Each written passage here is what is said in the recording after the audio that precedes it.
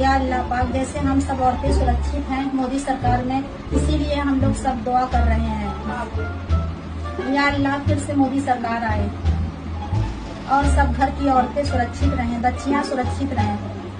आमीन।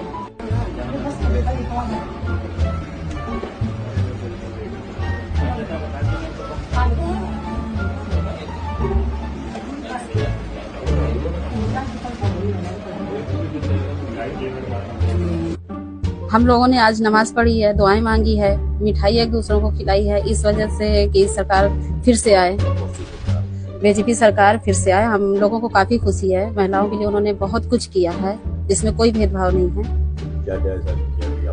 हम लोगों ने मेहंदी भी लगाई, एक दूसरे के घर में जाके काफी लोगों को जागरूक किया कि वो फिर से जो है चले बाहर निकलें, वोट डालें, और हम लोगों ने सब ने मिलकर डाला भी है, और ताकि सरकार फिर से आए।